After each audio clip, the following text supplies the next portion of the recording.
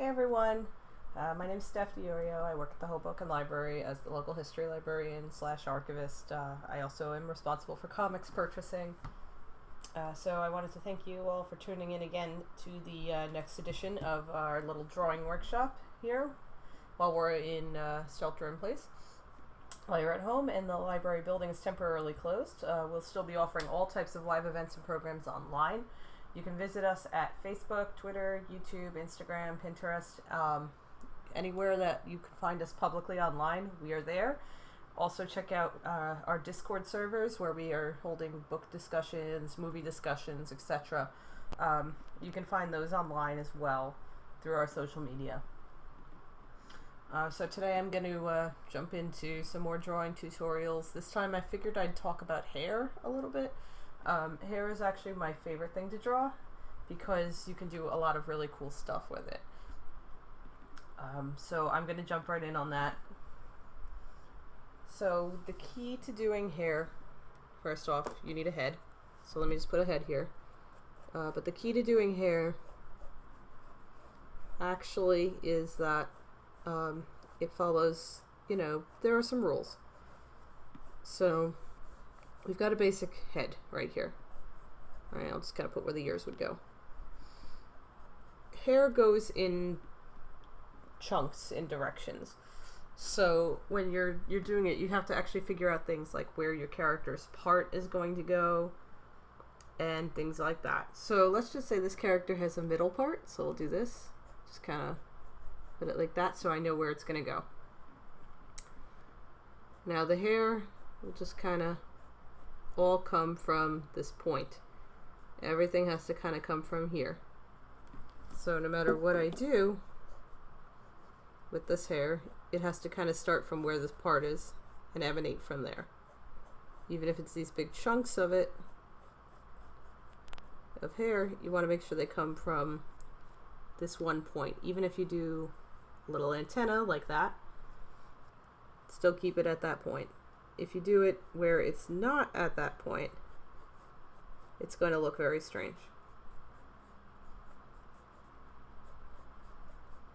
We'll just do a little bit of the back there. Alright, so you can see it comes right from this point here, goes out in pretty much all directions from that point. You would do the same thing with the side part. If we drew a character like that. This is very messy, I apologize. So let's just say we have a character here. Let's just say this character parts their hair over here to the side. So I'm going to mark where that would go. And all the hair now is going to come in clumps from that side part right there.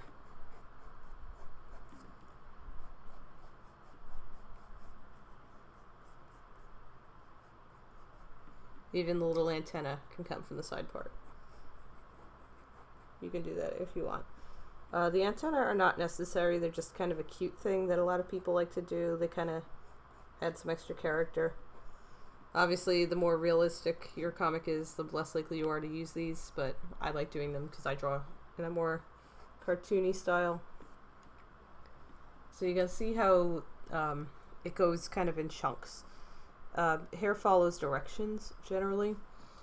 It looks really, really weird and really messy and not right if you have it going away from this part here. Everything's going to build up on the part.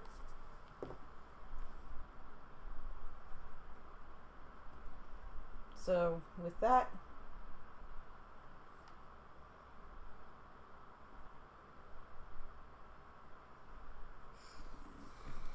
you just kind of want to, there you go. Hair also tends to move in interesting ways. You can kind of guide it along. If there's wind, for example, you want to make sure that the hair kind of goes along with where the wind is going. So like just say you have a character like this and you've got a wind source coming from, the wind would be coming from over here. I'll draw some arrows. You can see this is wind here.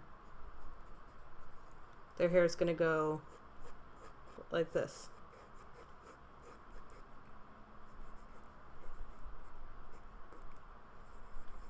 You want to make sure that it follows. And even if the part is to the side, like over here, you can have it come around like this. And still get into their face like so.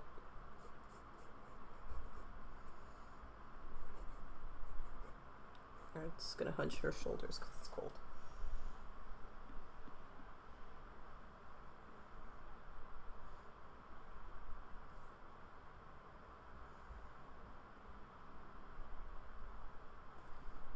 So that's the basics of hair physics. And hair physics aren't really too difficult to deal with.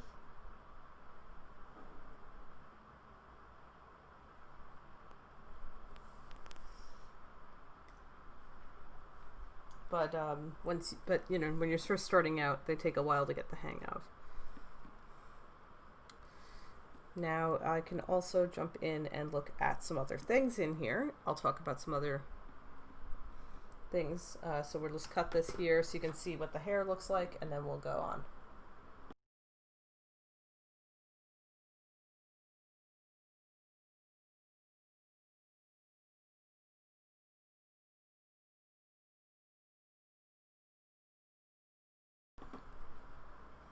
Okay, so now that we've kind of, you know, tackled a very important part about doing hair, we can go on in and talk about some other stuff. So I'm going to bring up now a little bit on facial expressions because they're very important to getting your character's personality across. I have some characters that are very expressive, and I like to use them a lot, so I'll pull up a drawing I did of one of my characters at the end of this because he has an extremely expressive face. So I'm going to explain. There's something you can do. Here's a basic head, right? There's something you can do called stretch and squish in animation and cartooning, and that is that you can play around with the shape of the face to kind of get a facial expression across. So you know, normally I would be drawing this like proportional. Let's just say we have a character, they're going to stick their tongue out. So, you know, here's their eyes. Gonna look a little annoyed here. Sticking their tongue out, right? So, you know, they look mildly annoyed. But if I did it like this, where I drew the same head to a degree, but I kind of adjusted the shape of it slightly to make it a little more squished.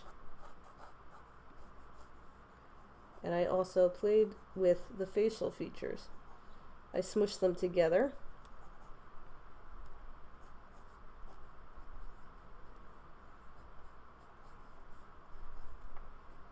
So let's just say this person's shoulders are a little looser here. Here, if you put their shoulders up like that, this is clearly the stronger expression. This is a more mild expression. This is clearly a much more stronger portrayal of disgust here. Or annoyance, or wherever they're sticking their tongue out. Because I smushed their face together to kind of create that expression.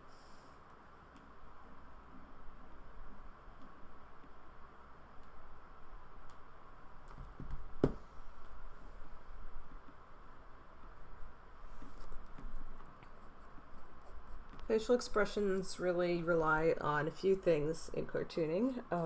Big one is the eyes. The eyes really, they tell you that the eyes are the window to the soul, and I know that's a very, you know, cliche saying, but in cartooning, the eyes really are very key to getting a character's expressions out there. And that's why I spend a lot of time on them. So if you want to make a character look annoyed, for example, I tend to draw these two kind of flat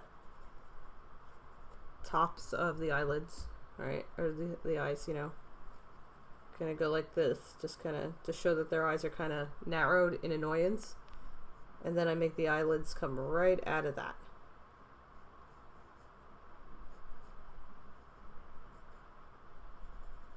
You can adjust this expression slightly to make a character look very tired. I like to tend to put the dark circles under their eyes, kind of like this. It definitely adds a little bit. So now this character kind of looks very fatigued, very tired, very done with everything. So with facial expressions, you know, the key to them is practicing. And I can obviously include a link to some good references that I found at the end of this video. I'll stick it in there so you can check it out for yourself. Because facial expressions, really, you just got to practice them. You'll notice a lot of artists, actually, you'll see them looking in their mirror and just making faces at themselves, or making faces at themselves in their phone. Most of my selfies are just actually me making facial expression references, so that people can, so people probably think I'm weird, but what I'm actually doing is I'm drawing. So I want to make sure that people, you know that you can do that. Use yourself as a reference. That is really key to drawing, using yourself as a reference. I even do it with my hands. I will pose my hands into certain positions, and I will use that to draw, because hands are terrible. No one likes to draw hands. You can ask any artist and they will tell you that drawing hands was annoying. I could probably at some point do an entire video on hands, and maybe I will. But for now, I just want to kind of focus on the head a little more. So the keys, again, one of the keys, as I said, is the eyes. The other key is the mouth shape. Shape of the mouth can change the intensity of an expression just as much as the eyes do. So, like, if we have a character who's a little scared, we give them these big eyes. They look very concerned, right? But if we did like a small mouth, okay, that's one thing. If I did it again and I did it with like a more squished up face and a bigger mouth, they'd look a lot more scared, which I'll show you now.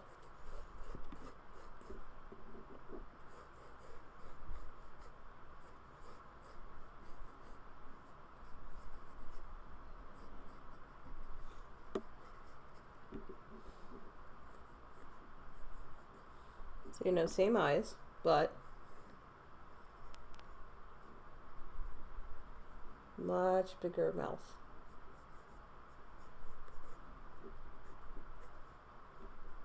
So you can see which of these, again, is the more extreme expression compared to the other one, because I exaggerated the shape of the mouth. And that made it a lot just more intense of an expression. So again, I'll scan this guy in. You can take a look at it. And hopefully in the next time, hopefully next time we'll be doing some more specific things. I personally would love to do one on just hands. I think hands are very frustrating to draw. So I would be happy to help with hands. So I will see you here next time. And in the meantime, I want to thank you all so much for joining us today, watching this video, and I hope you enjoyed this. Again, please tell me what you'd like to see, what you'd like to learn from me, what you'd like me to cover. Just please don't ask me to do perspective. If you liked this, you can like this video or share it, or if you have any thing you want me to draw, or explain how to draw, comment below, and I will get back to you as soon as possible. Now, again, remember, our doors are still closed, even though we are starting slowly to reopen. The library is still closed, and our events are going to still be online for the time being. Our online resources are also always going to be available to you at hobokenlibrary.org. Please check the website out. We've got some great stuff.